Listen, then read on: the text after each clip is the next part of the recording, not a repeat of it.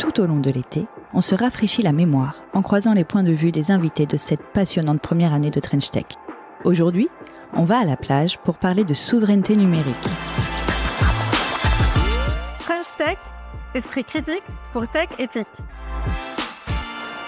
Ouh, c'est les vacances. Ça fait plaisir de vous voir les gars, même pendant les vacances ça me fait plaisir. Il y a beaucoup de sable. Hein, quand même. Ouais. Le décor on est est à la plutôt plage, agréable. on est à la plage, c'est Trench Tech à la plage là, mais c'est aussi une bonne occasion quand même de faire le point sur notre première année de Trench Tech. Carrément. Parce que cet été là les gars, on va beaucoup se voir. On va passer de décor en décor, la mer, la montagne, des rivières, on va avoir plein d'activités et à chaque fois une petite réflexion différente sur chaque semaine. Ça C'est va un être peu les cool. cahiers de vacances. Ouais, c'est vrai. C'est bien. Ouais, c'est ça. On va se mettre les idées au clair C'est bien.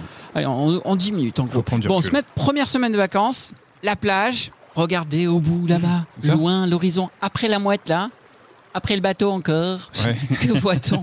Un porte-avions. Ah non, Les États-Unis au bout de l'océan. c'est une bonne C'est vue. peut-être le bon endroit pour se parler un petit peu de souveraineté, non? Ouais. Mais du coup, tu sais, on n'en a pas forcément conscience, mais sous l'océan. Sous l'océan. Et en fait, c'est là où se passe tout le trafic entre Ouais. données entre les US et la France. C'est pas souvent connu, mais au fait, les câbles sous-marins, c'est un véritable enjeu. Moi, je me souviens de mon pote là qui est câblier, là qui fait un peu le tour du monde. Et d'ailleurs, tiens, il y avait Asma qu'on avait reçu qui nous avait Asma parlé de ça. Mala.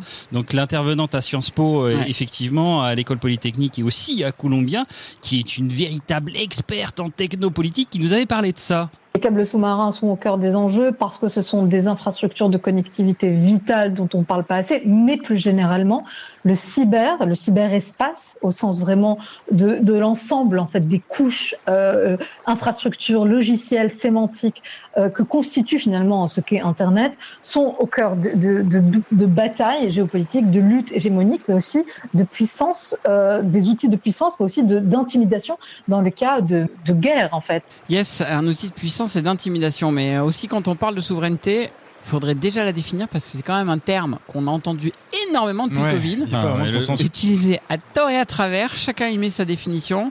Si on tire le trait jusqu'au bout, il faut maîtriser donc toute la chaîne de valeur du numérique depuis les microprocesseurs, dont on se rappelle que les microprocesseurs ils sont produits à un seul endroit dans le monde, jusqu'aux câbles sous-marins qui sont là quelque part devant nous ou sous nous. Ouais. Bon bref, il y a du taf. On a posé la question d'ailleurs à Cédric O. Oui. Vous vous rappelez, ancien secrétaire d'État qui était en charge du numérique, et il nous a rappelé que c'était juste impossible en fait. La souveraineté, ce n'est pas l'autonomie, ni l'autarcie, encore moins l'autarcie. Même les Américains ne sont pas autonomes technologiquement parlant. Il y a des composants Thales ou des composants produits par des entreprises françaises dans les produits américains. Si on prend un sujet qui est absolument décisif comme la 5G, il n'y a pas de fournisseurs de stations de base américains, puisque les deux seuls grands fournisseurs de stations de base occidentaux sont Nokia et Ericsson. Donc les États-Unis, pour cette part absolument essentielle dans le futur du numérique, sont dépendants de l'Europe. Le problème que l'Europe a n'est pas un problème d'avoir besoin d'outils américains régulièrement. Je rappelle que si on prend un sujet qui n'a rien à voir, on a besoin de catapultes américaines pour envoyer nos avions à partir du Charles de Gaulle. Pourtant, on n'estime pas qu'on n'est pas souverain en matière de déploiement de nos avions.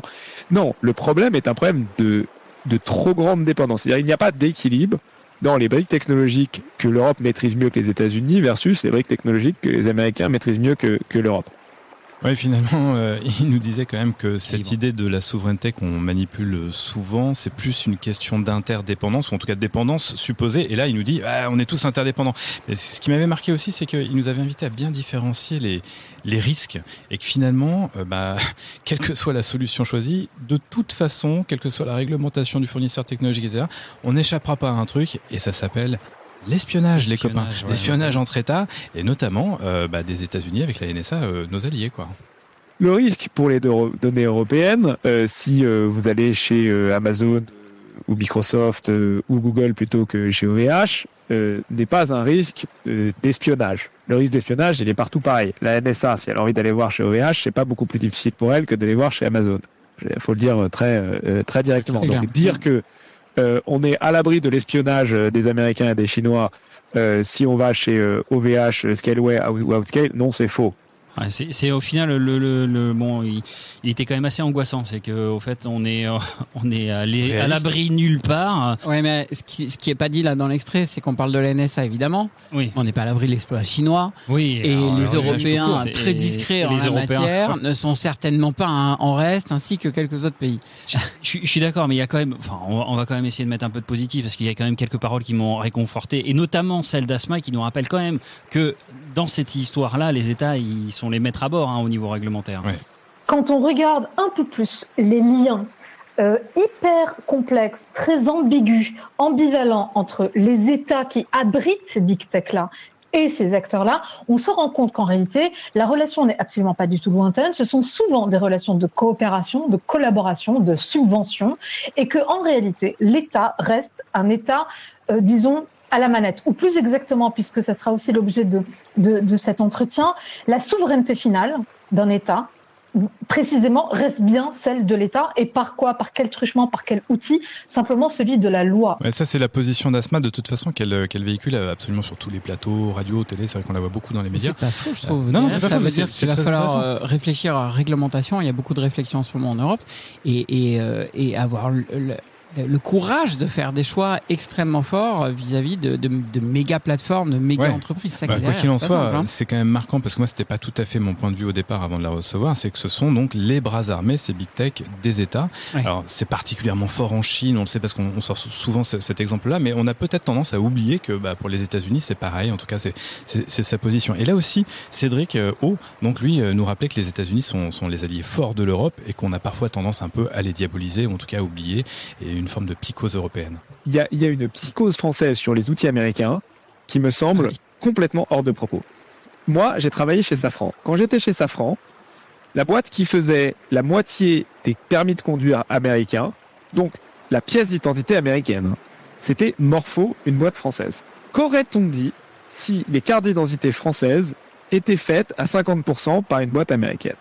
On aurait hurlé à la mort. Et donc, je pense que ces sujets se regardent de manière assez pragmatique et qu'il faut éviter l'espèce de psychose actuelle qui est de dire on est en train de laisser filer notre souveraineté, etc. Oui, il y a des sujets qui sont des sujets d'inquiétude, mais l'espèce de psychose anti-américaine qui existe me semble assez déplacée, pour le dire. C'est chouette ce point de vue, et ça rejoint Asma, je trouve. Quand Asma Mala nous disait les big tech sont les bras armés des États, en Chine c'est un bras armé certainement pour les questions de surveillance, aux États-Unis c'est un bras armé simplement pour des questions économiques. C'est des acteurs économiques et business gigantesques. Hein. Mais c'est ça, c'est vrai qu'effectivement ils sont vraiment partout. Enfin, on va pas dénigrer. Hein. C'est tout ce qu'on utilise, c'est vraiment principalement là-dessus. Mais si leur situation, enfin, du coup l'hégémonie, on a du mal à la suivre. Ce que nous disait Joël Toledano, donc qui est experte sur les questions de régulation et qui est aussi membre du Conseil national du numérique, qui nous a parlé de régulation. Elle a rappelé que la régulation est un véritable outil qui peut faire face à l'appétit dévorant de nos big tech. C'est hyper important. Sans régulation, pas de marché d'ailleurs. Oui. Bien évidemment, il faut avoir la possibilité d'avoir des acteurs innovants, c'est la French Tech, mais sans déverrouillage des marchés, la French Tech, elle se heurte à un mur. C'est tout ce que on est d'accord. L'un ne va pas sans l'autre. L'un ne va pas sans l'autre, et il faut les deux. Alors on reparlera de la position de l'Europe, etc. On va en reparler cet été, c'est sûr, parce que ça c'est un gros dos. Mais je crois que ce qu'il y a à retenir de tout ça, c'est que si on veut vraiment regagner notre souveraineté, il va falloir innover. En fait, on se poserait pas les questions de souveraineté si nos acteurs de la tech étaient en situation de grande puissance, je vais même pas dire de monopole, on n'est pas là du tout, mais en tout cas en situation de puissance, qui permettrait du coup que ce soit eux qui établissent les normes, qui permettrait que du coup les régulations elles soient adaptées à ça et nous soient favorables aussi. Tu poses la question de la souveraineté quand c'est pas toi qui es souverain. Il y en a un qui est souverain sur la plage, c'est celui qui vend les chichis, les mascottes. Moi ça commence à chauffer, je vais me piquer une tête. Tu viens avec moi Thibaut? Ouais. Thibaut, tu vas danser, tu vas nager jusqu'à la bouée.